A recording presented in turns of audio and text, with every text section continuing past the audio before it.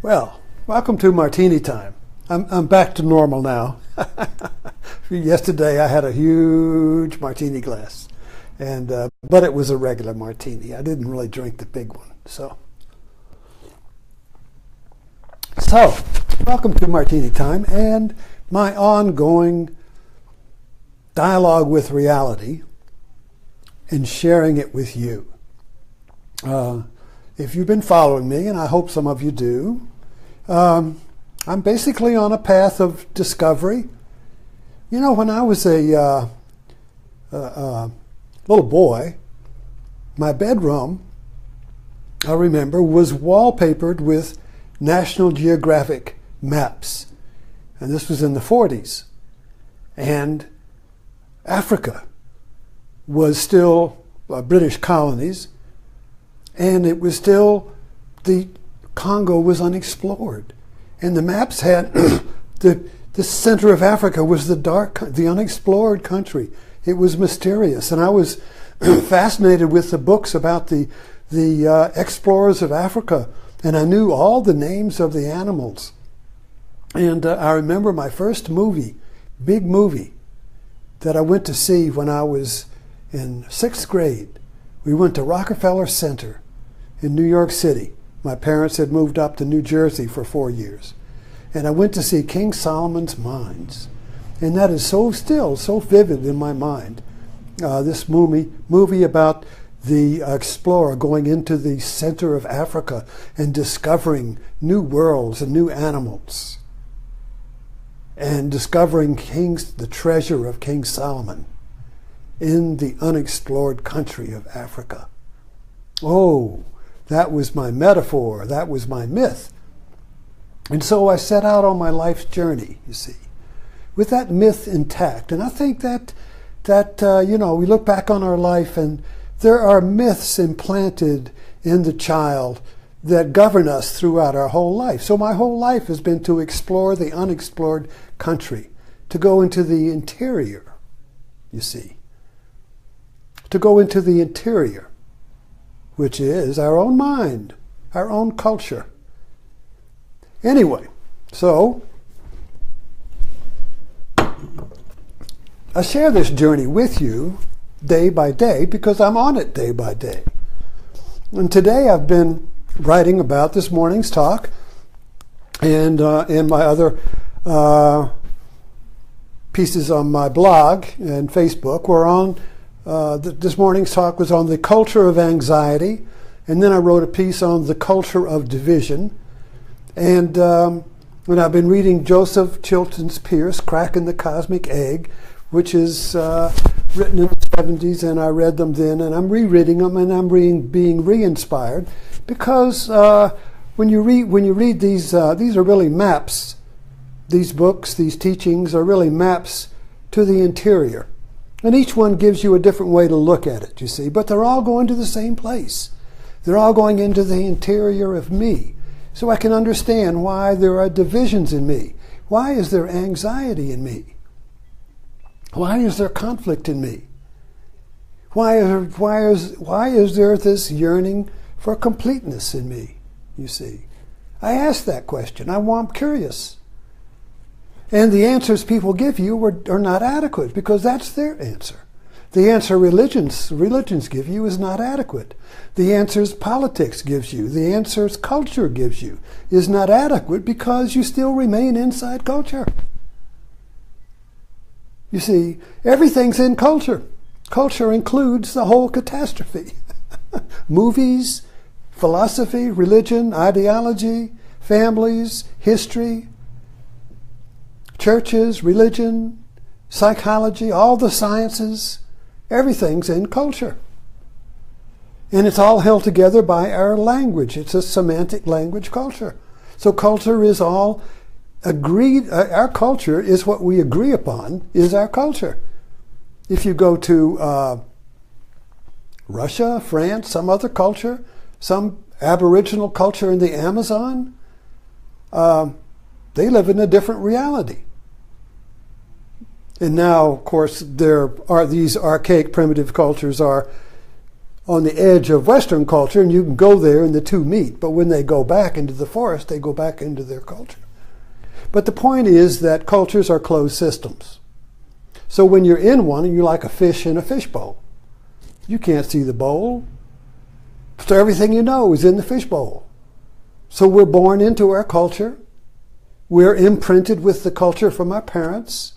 It's in our DNA to imprint the parents' culture. And then when we are when we're acculturated enough, in adolescence, we go to school, and the schools complete the job of acculturating us into our culture, so we function as a self-image in the culture. So the culture itself is like a psychological organism whose main interest is in self-preservation. And people are born, and they come into it, and they die, and they leave. So it's like a big cruise ship. So you have the ocean of reality is filled with these cruise ships of culture.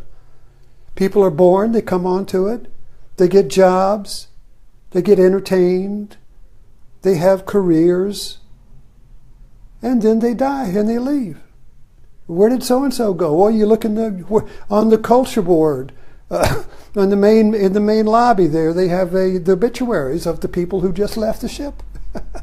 And then next to it, they have the arrivals. So-and-so just had a new arrivals here. So they go to classes and they get indoctrinated into the culture. They never know the ground. They never step off the culture. You see, if they go anywhere, they take the culture with them, like in a bubble. So they experience the world through the culture, like the bubble boy in Seinfeld, and their little hands are sticking out through the bubble, and they hold things. The menu. We experience the world through the menu. So what is the Western? Now, see, Western, you have Western culture, and then you have cruise ships within it. You get the France cruise ship, the England cruise ship, and the American cruise ship. So each of the cruise ships has its own menu.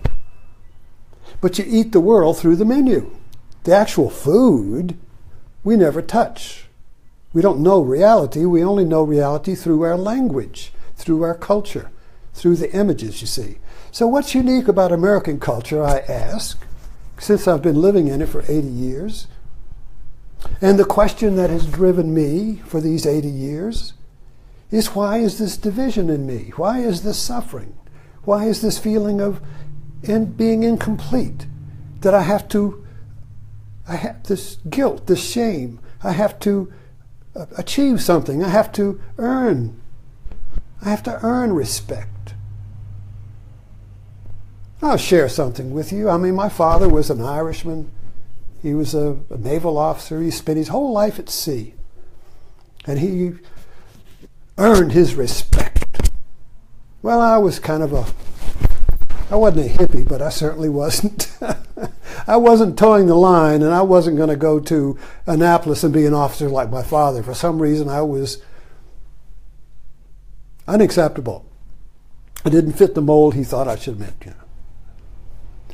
And I just remembered, I'll share this with you. It was a Thanksgiving dinner, maybe in the late 80s, I've forgotten, early 90s, I've forgotten when it was. But after that, he had a stroke and became just a nice old guy who was easy to live with. But anyway, so it was a Thanksgiving dinner, my sisters, and who had married an officer, and so he had fit the mold. He had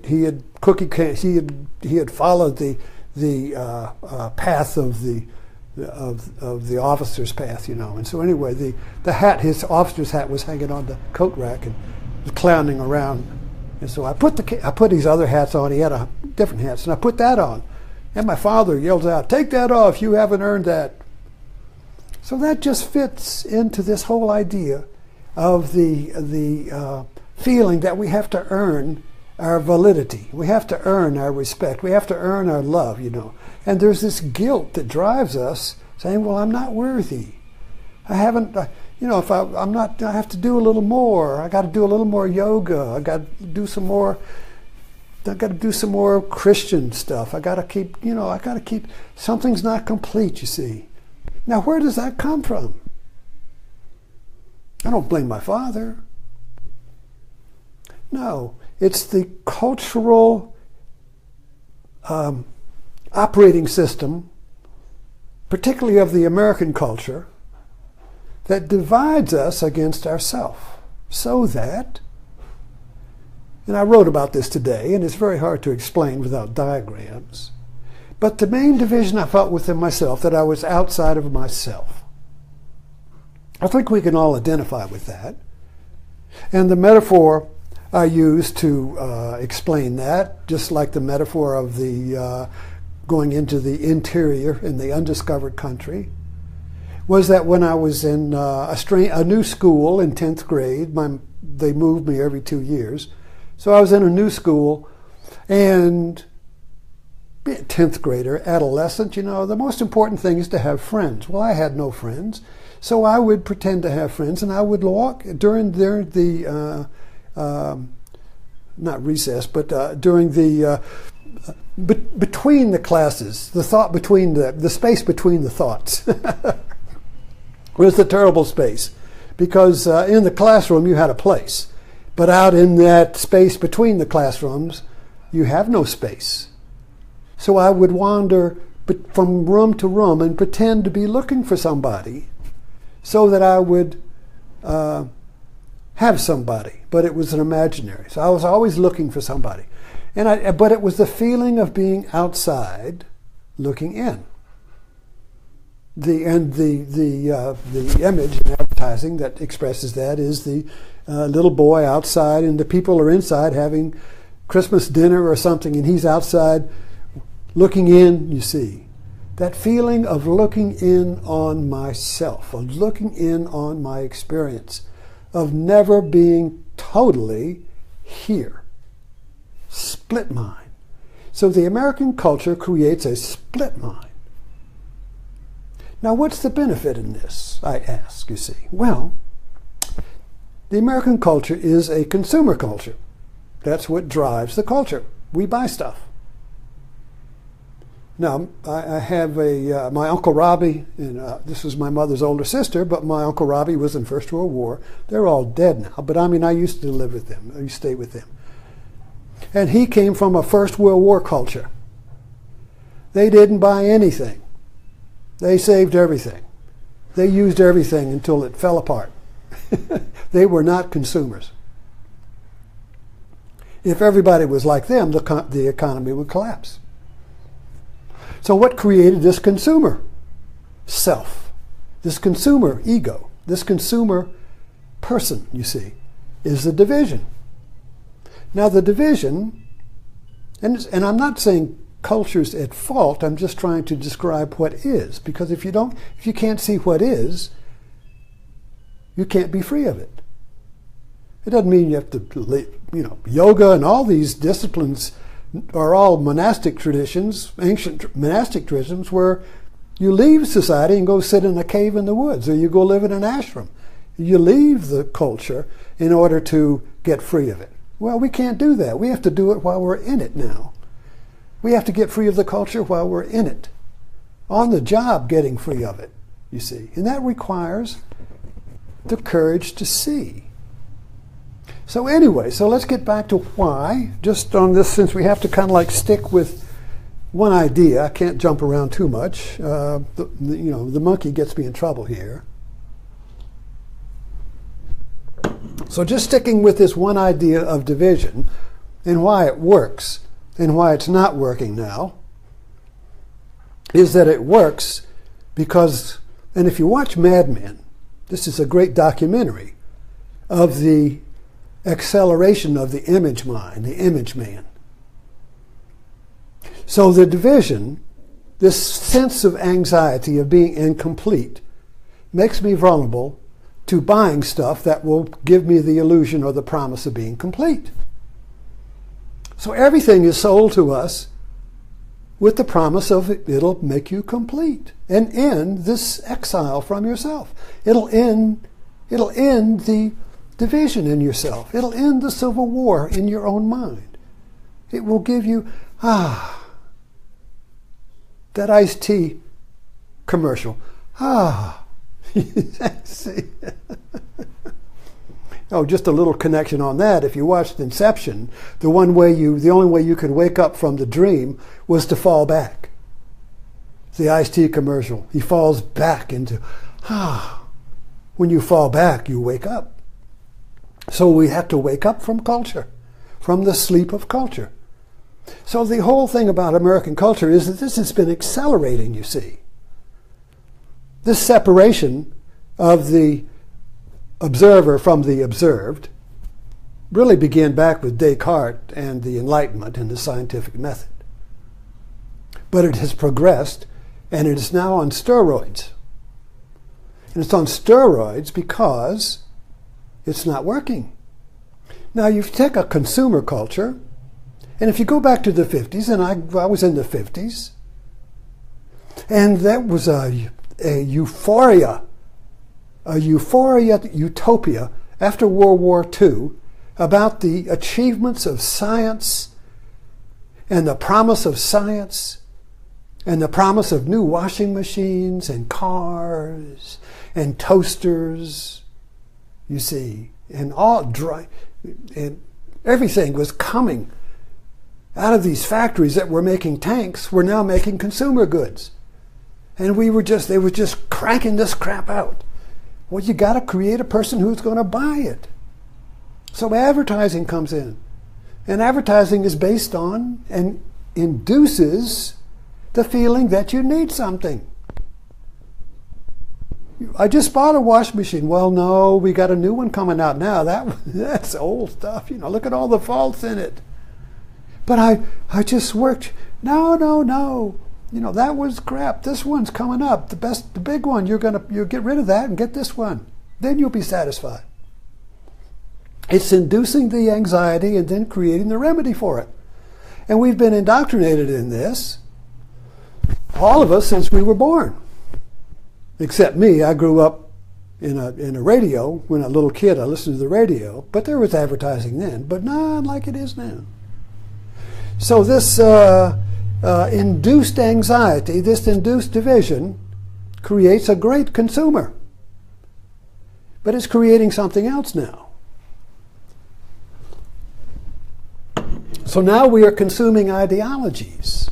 And politics is selling us ideologies to relieve us of the anxiety that culture creates. You see. Religions all sell salvation.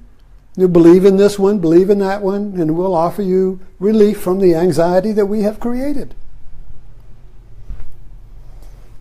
Consumer industries all offer products. The medical industry all offers products that relieve you from the anxiety that the culture creates, you see. So the culture creates the anxiety, the split at childhood, and then the culture sells relief and remedies. Until we figure out that this isn't working, then we go into depression. When we figure out that there is no relief from the anxiety, we go into depression because nothing works. Or we become a nihilist and say, "Oh, screw everything. Everything is." So we all know depressed people, and we know nihilists. You see, all of those people have come to the end of the game of induced anxiety and the purchase of remedies. You see, all of our movies. I really have a feeling that the people that produce these great movies like Avatar and the ones I write about, all of the movies, but the good movies, not the ones that are just slapstick entertainment, but I mean the ones that are metaphorical movies, the ones that have a subliminal message. It's almost it's like the producers and the actors are all on the other side of the veil, and they're writing these movies to wake us up. So movies are metaphors or myths to wake up from. And that's the way I see a movie. Avatar, the last one I was writing about, Inception. I don't care what the movie is. Catch Me If You Can. These are movies we watch Friday night, so they're kind of old. But the Wonder Woman, Superman, action heroes, take off, be your real self, you see.